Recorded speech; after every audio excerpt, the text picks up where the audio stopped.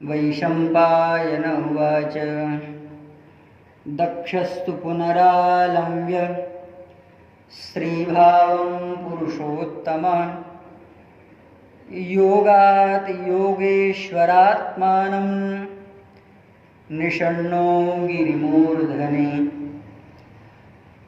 सुजानुपीनजघना शुभ्रपद्मनिभानना रक्तान्तनयना कान्ता सर्वभूतमनोरमा।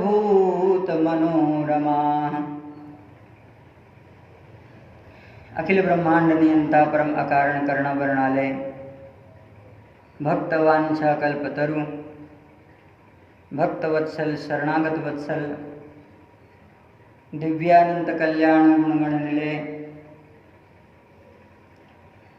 नित्य साकेत विहारी दशरथ अजर बिहारी भगवान श्री सीताराम जी महाराज के पावन सानिध्य में पूज्य गुरुदेव भगवान संत समाज के चरणों में बैठकर भगवान की अनंत लीला गुणगाथाओं का यथा समय चिंतन श्री महाभारत जी के अनुसार हम सब कर रहे हैं।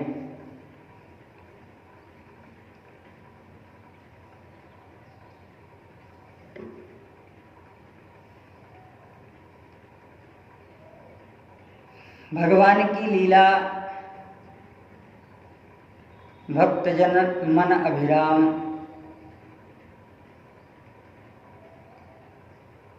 हरिनाम और अनेक प्रकार के स्वरूपों से विशिष्टतम स्वरूप को परमात्मा के दिव्य विग्रह से समन्वित करता है।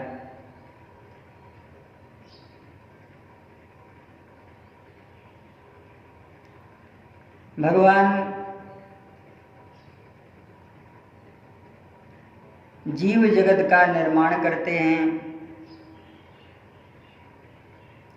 और स्वयं जीव जगत में प्रवेश कर जाते हैं तथा उनसे जो भिन्न अतिरिक्त विग्रह वस्तु है उसे भी वे परिलक्षित नहीं होने देते हैं।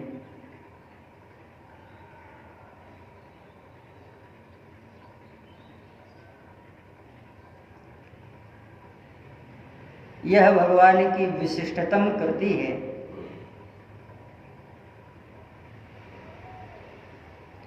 कुंभकार घट कुलाल के द्वारा मृत्तिका के पात्र को तो बना देता है लेकिन स्वयं मृत्तिका भूत पदार्थ नहीं बन पाता और परमात्मा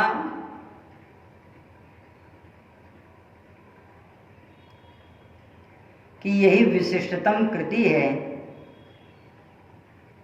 कि वे स्वयं संसार के रूप में बनने वाले हैं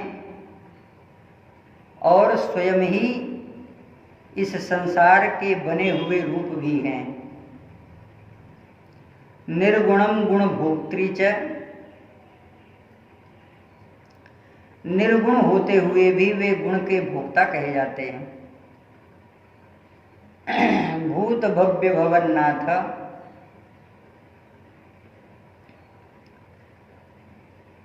जो स्वयं बनने वाले हैं और स्वयं बनाने वाले हैं, बने हुए पदार्थ को जो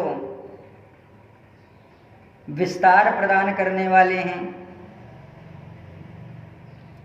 और भगवान की लीला यहीं पर नहीं रुकी, इसके बाद संहार स्वरूप में भी वे परिवर्तित हो जाते हैं। अर्थात तत्सृष्टः तत्सृष्टि तस्माद् विशिष्टेषु तत्परः,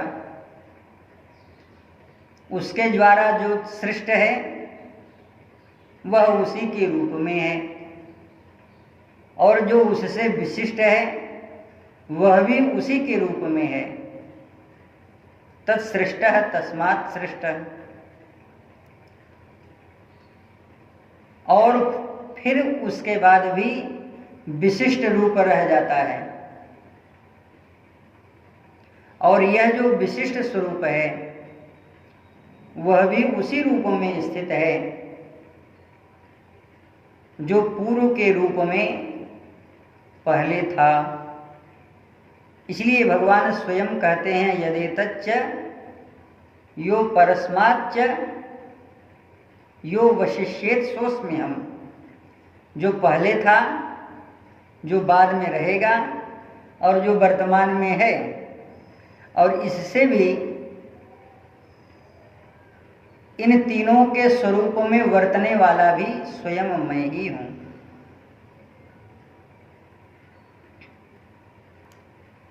इसलिए महर्षि वैशंपायन कहते हैं कि न तेषां दर्शयद देवी चक्षुषा रूपमात्मना प्रजापतिसुतान् वै विपुलासारमीक्षता। भगवती भू वसुंधरा को भगवान ने प्रकट किया अपने लीला विलास के लिए।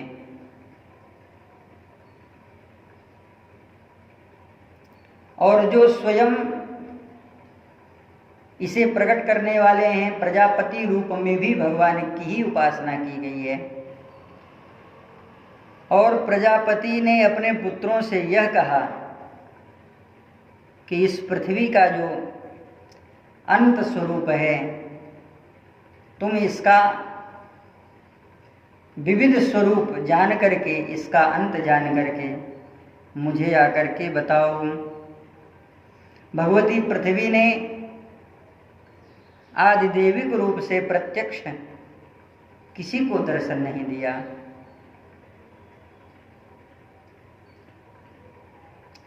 जब स्वभाव सिद्ध कृतयुग विशुद्ध सत्वमय भाव आया, तब प्रजापति पुत्रों के अपने अभिप्राय को सिद्ध हो जाने पर ही, उन प्रजापति पुत्रों के अपने अभिप्राय सिद्ध हो जाने पर प्रमाता चेतन भगवान विष्णु से प्रेरित होकर के वह धात्री जो भगवती पृथ्वी हैं, वे अपने सच्चिद आनंदमय स्वरूप सम्यक ज्ञान की जननी भगवती देवी हो करके समस्त प्राणियों को जन्म देने वाली वह भगवती का वह जो विशाल स्थूल स्वरूप था वह प्रकट हुआ।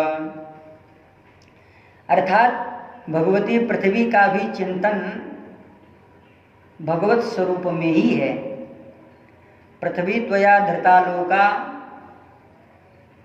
हे भगवती पृथ्वी, ते त्वया धृता लोकाः, समस्त लोकाः त्वाम एव अधृताः, आप ही इसे धारण करने वाले हैं।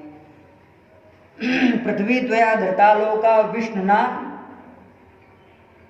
हे भगवती, आपका यह पहला स्वरूप है। और दूसरा स्वरूप यह है कि जो भगवान आपको धारण करते हैं, अर्थात पृथ्वी के ऊपर मैं और मेरे ऊपर मेरे जो प्राणाराध्य हैं भगवान, इस पृथ्वी को धारण करने वाले हैं। पृथ्वी त्वया धृता लोका देवी तुम विष्णु ना धृता, त्वं च माम धारे देवी, हे देवी, वही जो स्वरूप भगवान ने आपको धारण कर रखा है, अर्थात हे माता, मैं आपका पुत्र हूँ, आप मेरी माँ हैं, और आपका आधार जो भगवान श्री हरि नारायण श्री राम हैं, वे आपको धारण करते हैं। इसलिए आप मेरे अपराधों को क्षमा करें। भगवती पृथ्वी से यह प्रार्थना करनी चाहिए। और यह प्रार्थना का जो मंगलमय स्वरूप है वह साक्षात भगवान के दिव्य स्वरूप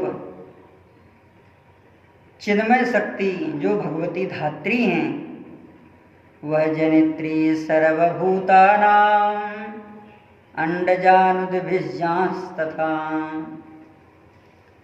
यह ही समस्त भूतों को उत्पन्न करने वाली हैं, आधार भूता हैं।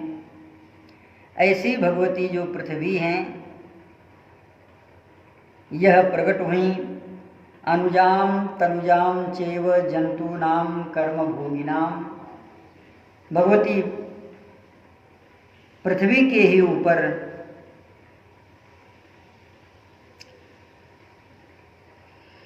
अंडज स्वेदज और अनेक प्रकार के कर्म भोग को भोगने वाले प्राणियों को शरीर प्राप्त हुआ। वो लघु और सूक्ष्म रूप से विशाल रूप प्रदान करने वाली हैं।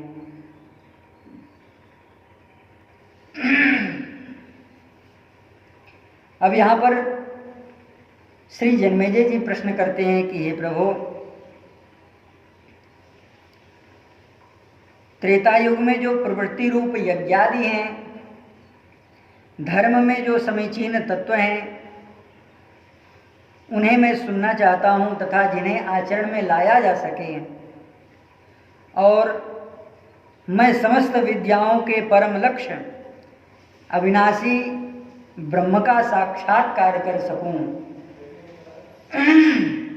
यज् ज्ञात्वा सर्वभूतानां परम पश्येममव्ययम्। हे प्रभु, आप उस स्वरूप का वर्णन करें। साध्वं श्रोतुमिच्छामि त्रेतायां ब्राह्मणोत्तमः, यज् ज्ञात्वा सर्वविद्यानां परम पश्येममव्ययम्। उसे मैं सुनना चाहता हूँ, अर्थात जिन स्वरूपों को मैं धारण कर सकूं और मेरे लिए जो धारण करने योग्य हो। अब आप इसका उपदेश करें। वैशंपायन उवाच दक्ष प्रचेतसस्तस्या कन्याया जनयत् प्रभु, देहार्धयोगा विधिनाः कन्या पद्म निभानना।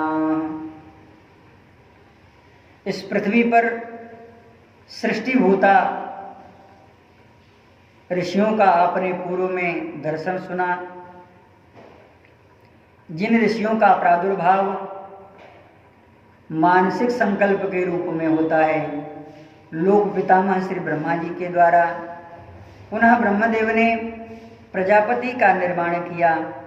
प्रजापति जो दक्ष के नाम से जाने जाते हैं, इन्होंने ही, दक्ष ने योग बल से अपने ही शरीर को स्त्री के रूप में परिवर्तित कर दिया। वह स्त्री शरीर उन योगेश्वर दक्ष का यह अपना ही स्वरूप है। तस्य रूपम अभेद्वेधा यत् कायम यत् प्रचक्षते। लोक पितामह जैसे ब्रह्मा जी महाराज अपने ही शरीर का दो विभाग करते हैं, अर्थात प्रकृति और पुरुष का निर्माण करने के लिए, सृष्टि का विस्तार करने के लिए जिस तरह से उन स्थूल और सूक्ष्मों को एकत्रित करके एक साकार रूप प्रकट किया जाए, ऐसे ही स्वरूपों को उद्धृत करने के लिए और जीवों को करुण कलेवर प्रदान करने के लिए ही सृष्टि का विस्तार करना यह अनिवार्य है। यह जान करके अपने ही शरीर का दो विभाग किया। योगार योगेश्वरात्मानं निषण्णो गिरमूर्धनि। उस स्वरूप में अवलंबन करके एक पर्वत शिखर पर बैठ करके उसी सृष्टि का निर्माण किया। जो सृष्टि भगवती प्रकृति दारुण माया का प्रतीक है। भगवान स्वयं श्री कृष्ण कह रहे हैं कि दैवी हेषा गुणमयी मम माया दुरत्यया, यह मम माया है, यह मेरी माया है। मम माया संभव संसारा, यह वही माया है जिस माया को भगवान तथा भगवान की जो परा और अपरा विद्या है, इस रूप से जाना जाता है।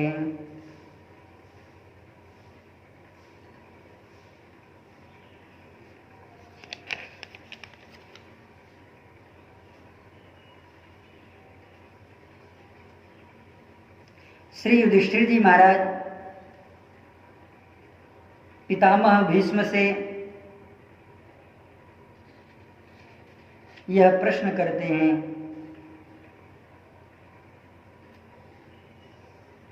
कि हे पितामह, इदं देव सृष्टेन पार्थिवः,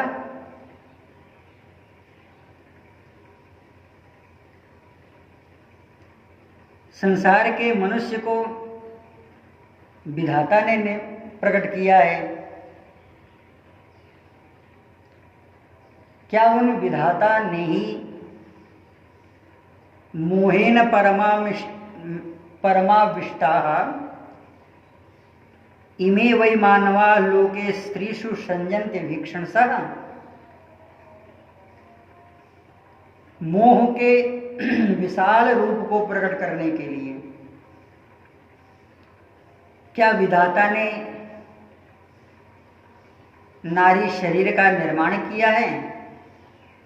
यह मैं जानना चाहता हूँ।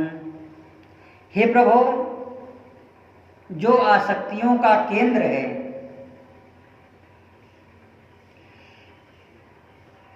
और किसी के भी ज्ञान वैराग्य को परिवर्तित कर सकता है,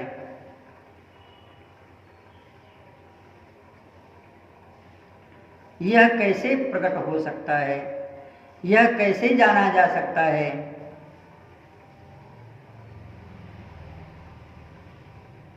और उनसे आसक्ति कैसे मिटाई जा सकती है? जो स्वयं अगाध हो, उसकी गाधता का बोध कहाँ किसे प्राप्त होता है? कथम आसाम नराः संगम कुर्वते कुरुनंदनः, स्त्रियो वा केषु रंजन्ते विरज्यन्ते चता पुनः। जब उनसे यह परिकल्पना है कि वह बिना आसक्ति के रह नहीं सकती है, पुरुषों में बिना वह अनुरक्त के वह रह नहीं सकती है, तो इसका निर्माण ही क्यों किया गया? हे प्रभु, यदि इसका निर्माण कर भी दिया गया तो परमात्मा ने इसका नियंत्रण क्यों नहीं किया? चंचलः स्वभावाः दुःसेव्या दुरग्राह्या भावास्तथा, प्राज्ञस्य पुरुषस्येह यथा वाचस्तथा श्रयः। इनका जो स्वभाव है वह अत्यंत ही चंचल है, उनका सेवन बहुत ही कठिन काम है, और इनका भाव जल्दी से समझ में नहीं आता है। ठीक उसी तरह से जैसे विद्वान पुरुषों की वाणी अत्यंत दुर्बोध होती है, अर्थात जिसे समझा नहीं जा सकता है। अब भगवान की कथा कहने के लिए कोई वेदांती बैठे, ब्रह्मनिष्ठ बैठे और शास्त्रार्थ में तर्क सुनावे, तर्क का फिर प्रतिपादन वितर्क से करे, वितर्क का भी खंडन अपने वितंडावाद से करे, और खंडन करते हुए उसका फिर मंडन करे, तो कैसे समझ में आएगा? चंचल स्वभावाः दुर्विज्ञेया दुर्ग्राह्या भावतस्तथा, प्राज्ञः पुरुषस्य यथा वाचस्तथाश्रयः। जैसे कहीं आग लगी हो, वहां पर लकड़ी लगा दिया जाए।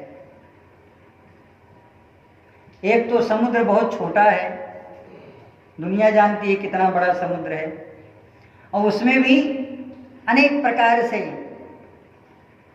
जो नदियां हैं वो उसे और भी भयानक बना देती हैं। हे प्रभु, यह मृत्यु महान समुद्र है। इस मृत्यु का कहीं से भी कोई भी अता पता नहीं है कि कब कहाँ कैसे जाए और कब कहाँ कैसे कौन मर जाए। नाग्निस्तृप्यन्ति काष्ठानाम, अग्नि लकड़ी से तृप्त नहीं होते हैं। और नापगानाम महोदधे, नदियों से समुद्र नहीं तृप्त होते हैं। नास्तकः सर्वभूतानाम नपुंसाम वामलोचना। इसी तरह से स्त्रियों की भी तृप्ति एक पुरुषों से नहीं होती है।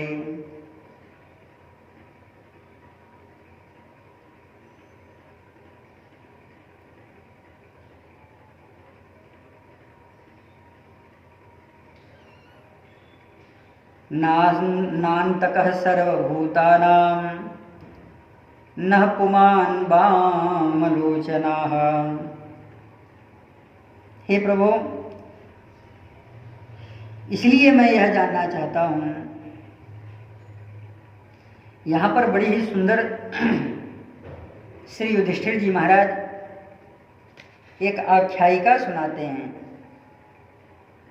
और कहते हैं कि हे प्रभु,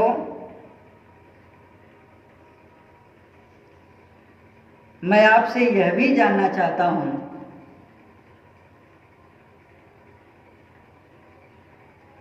इनका जो दोष है वह आप मुझे बताएं।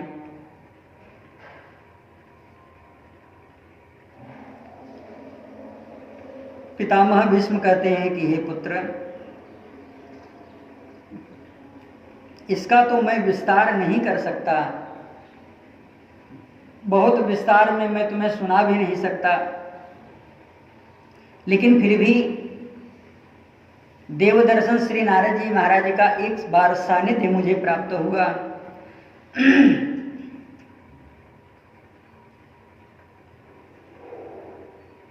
मैं उनका सत्संग जब प्राप्त किया तो उनके सत्संग में मुझे जो कुछ मिला वह मैं तुम्हें वर्णन करके सुनाता हूँ। एक बार की बात है, नारद जी ब्रह्मलोक की यात्रा कर रहे थे, सर्वलोक की यात्रा कर रहे थे। एक ऐसा सुंदर